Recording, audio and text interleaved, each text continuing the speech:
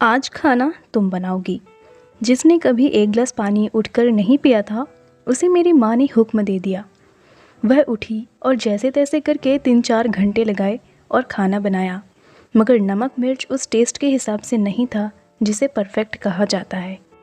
इसलिए घर के किसी भी व्यक्ति ने वह खाना नहीं खाया और ऊपर से ताने मारने लगे कि माँ के घर से यही सीख कर आई हो क्या। मैं 8 घंटे की ड्यूटी के बाद घर आया। अभी बैग भी नहीं रखा था कि माँ कहने लगी, हम तो सुबह से भूखे बैठे हैं, कुछ बाहर से ही ला दो खाने के लिए। मैंने एक नज़र अपनी डरी सहमी पत्नी पर डाली और मार्केट चला गया। खाना लेकर आया तो सब खाने पर टूट पड़े। मैं अपनी पत्नी का हाथ पकड़कर उसको रसोई घर में ले आया। क्या पकाया है आज? वह अपने आंसुओं को आंखों में रोकते हुए मुस्कुराने लगी। बाकी सब की तरह तुम बाहर का खाना नहीं खाओगे क्या? नहीं, मुझे तो अपने बेटर हाफ के हाथ का बना हुआ खाना ही खाना है। उसने रसोई घर में ही मेरे लिए खाना लगा दिया।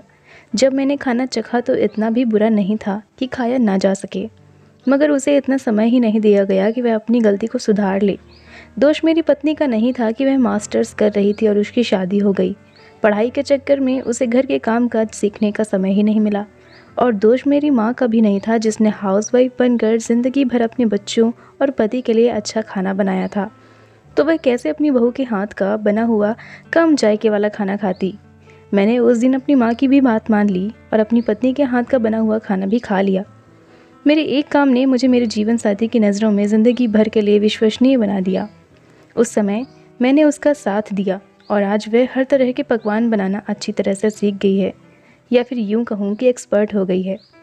अगर उस दिन मार्केट से खाना ना लाता तो शायद माँ नाराज़ हो जाती, और अगर माँ की बात मानकर सबके सामने अपनी बीवी को डांट लगा देता तो शायद ज़िंदगी भर के लिए उसकी नज़रों में गिर जाता, और शायद वह मेरा आदर सम्मान करना भी छोड़ देती।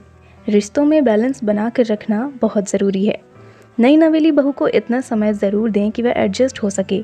पहले पहले अगर उससे कोई गलती हो जाए तो उसे नज़रअंदाज कर दें और उसकी गलती सुधारने का मौका दें।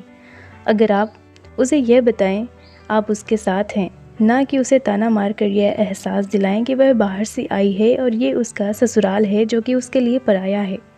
क्योंकि जब एक औरत शादी करके अपने पति के साथ ससुराल आती है तो वह उसका अपना घर बन जाता है। तो उस समय उसे एडजस्ट होने में अपने पति और सास के साथ बहुत ज़रूरत होती है। और अंत में लड़कियों के लिए एक लाइन ज़रूर, कि लड़कियों थोड़ा बहुत ही सही मगर शादी के पहले घर का काम ज़रूर सीखें।